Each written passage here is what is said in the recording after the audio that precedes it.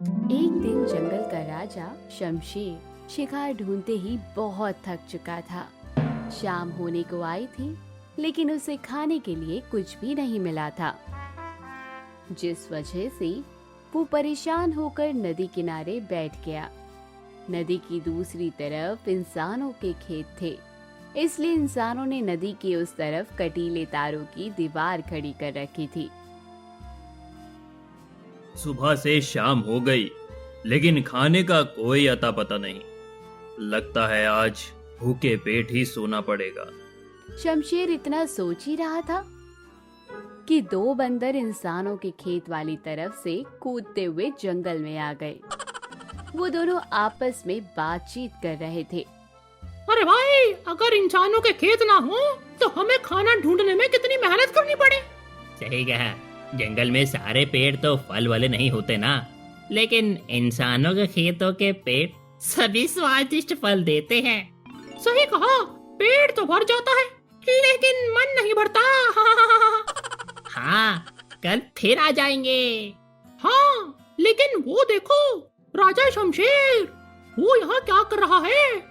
इस समय तक तो वो अपनी गुफा में सो जाया करता था। अरे, उससे छिप कर निकल जाते हैं, क्या पता हमें ही खा ले। नहीं नहीं, हमें क्यों खाएगा? आओ जरा उसे बात करते हैं। दोनों बंदर शमशेर से बात करने के लिए पेड़ की डाली पर बैठ गए और नीचे बैठे शमशेर की तरफ देखकर बोले, क्या बात है महाराज, क्यों इतना परेशान हो? क्या हुआ महारानी जी, घर छोड़कर या फिर मायके चली गई क्या? तुम दोनों बंदर वहां ऊपर बैठकर मेरा मजाक बना रहे हो।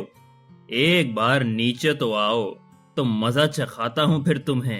अरे अरे, आप तो नाराज हो गए। अगर आप परेशान हैं तो हमें बताइए, शायद हम आपकी कोई मदद कर सके। सुबह से भूखा हूँ, अब बताओ क्या मदद कर सकते हो तुम लोग? अरे, ये तो गंभीर समस्या है। हम तो इंसानों के खेत से अपना पेट भर लेते हैं, लेकिन आप तो फल खाएंगे नहीं। तो महाराज, क्यों ना आप जाकर इंसानों को ही खा लें, हैं? क्या तुम पागल हो गए हो? मैं उस तरफ कैसे जाऊंगा?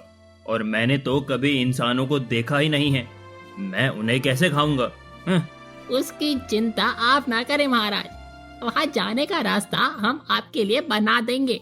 हाँ, और रही इंसान को पहचानने की बात, तो इंसान बहुत मेहनती होते हैं। सूरज डूबने के बाद भी अगर आपको वहाँ कोई काम करता मिले तो समझ जाना कि वही इंसान है। ठीक है, मैं समझ गया।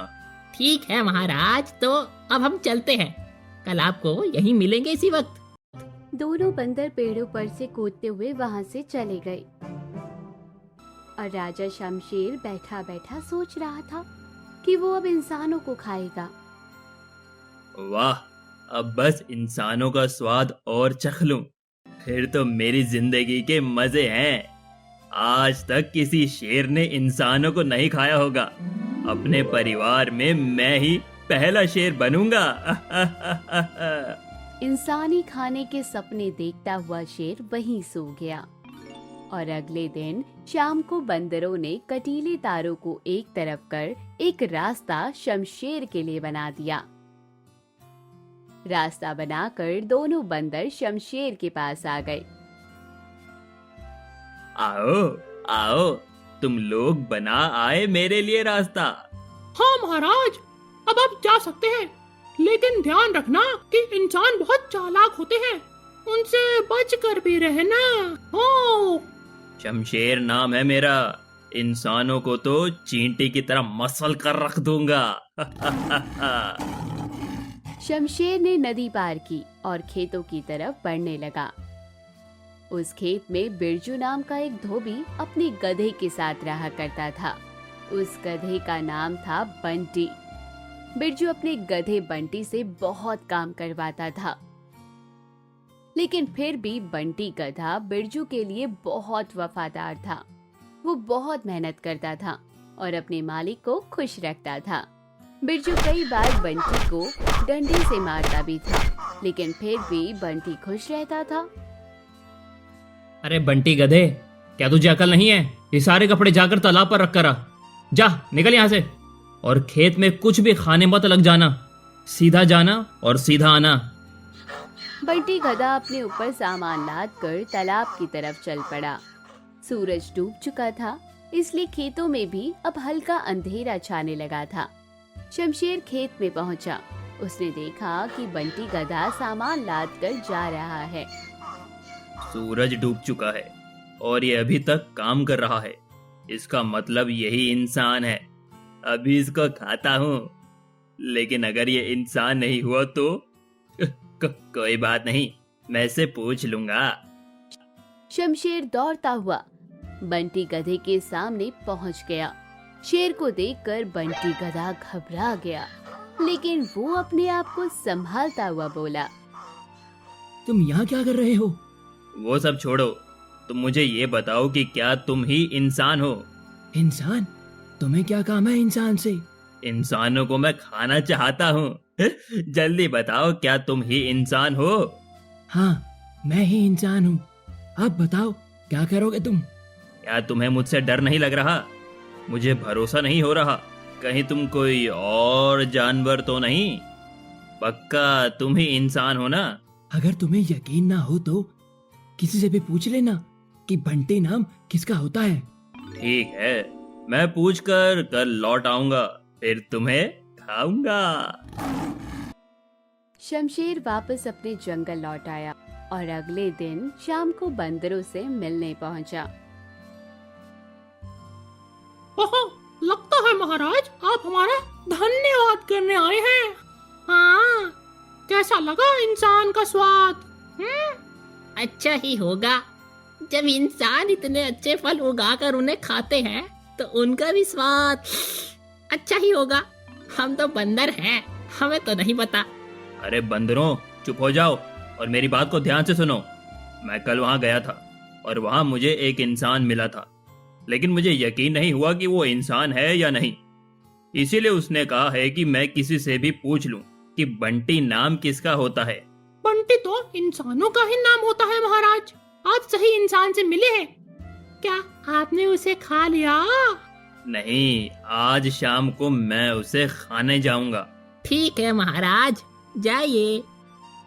शमशेर वहां से चला गया और सूरज ढलने के बाद खेतों पर पहुंचा। आज भी बंटी गधा कपड़े लाद कर ले जा रहा था। शमशेर उसके पास पहुंचा और बोला, आज तो मैं तुझे खा जाऊंगा। शेर जी, आप भले ही मुझे खा लें, लेकिन आज ऐसा मुहूर्त है कि अगर आपने मुझे खा लिया तो अगले ही दिन आपकी मौत हो जाएगी। हम इंसानों को भी मुहूर्त के साथ ही खाया जाता है।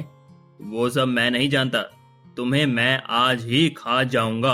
अगर आपने मुझे खा लिया तो मेरे मालिक गधा जो उस घर में सो रहा है वो जाग जाएगा और आपको जंगल में से ही ढूंढ कर खत्म कर देगा। इससे अच्छा ये रहेगा कि आप कुछ दिन मुहूर्त आने पर मुझे खा ले और तब तक मुझे मेरे मालिक का काम पूरा करने दे। ठीक है, लेकिन मैं तुम पर नजर रखूंगा। ठीक है। उस दिन के बाद से बंटी गधा काम करता और शमशेर उस पर नजर रखता था। एक दिन बंटी गधे के मन में विचार आया, अगर किसी ने इस शेर को बता दिया कि मैं इंसान नहीं हूँ तो ये मेरे मालिक को खा जाएगा। इसे यहाँ से भगाना होगा। इतना सोचकर बंटी गधा शमशेर के पास आया और बोला, महाराज, मैं तो यहाँ दिन दूनी रात चौगनी मेहनत करता हूँ और खाता बहुत कम हूँ। इसी तरह मेहनत करता रहा तो मेरे शरीर में सिर्फ हड्डियां रह जाएंगी। फिर आप मुझ में क्या ही खाओगे? क्यों ना आप मेरी जगह कुछ दिन काम कर ले, तब तक मैं खा पी कर आराम कर अच्छा खासा मोटा हो जाता हूँ। फिर आप मुझे खा लेना।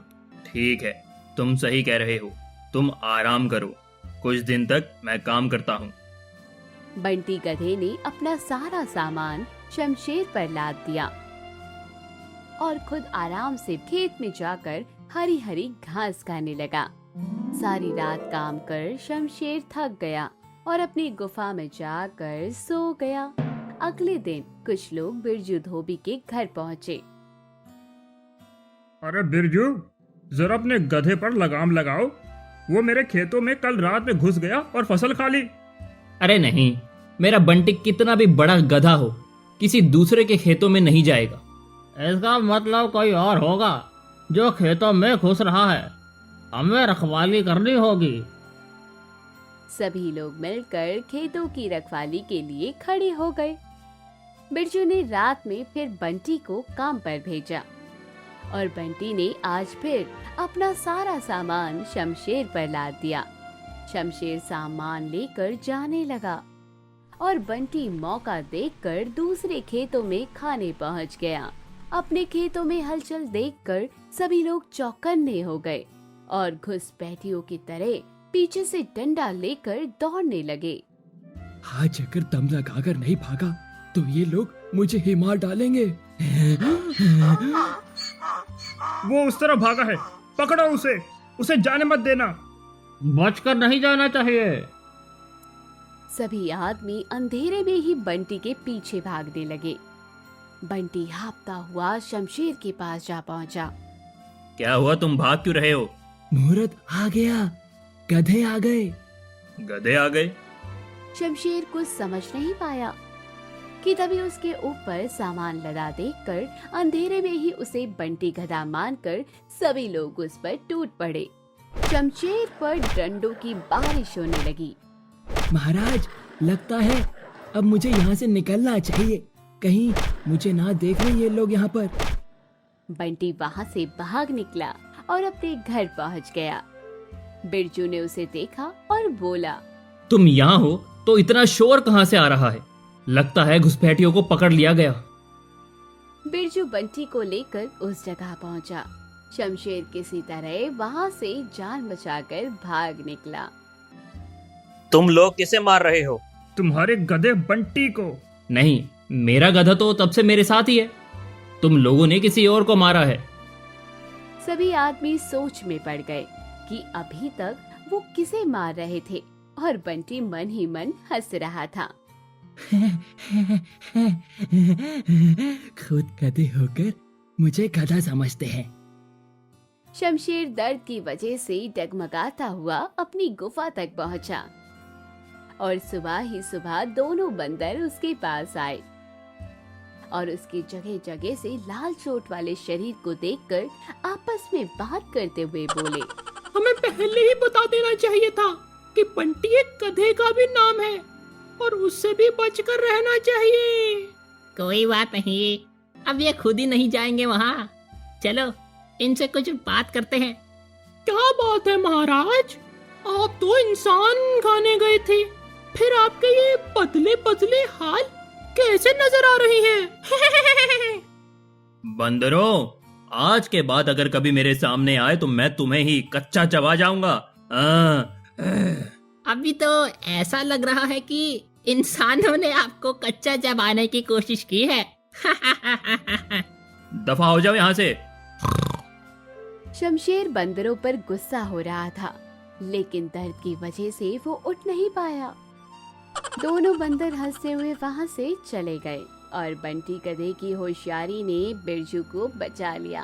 तो दोस्तों, कहानी यहीं खत्म हुई। कैसी लगी कमेंट सेक्शन में जरूर बताइए और चैनल को जरूर सब्सक्राइब कीजिए।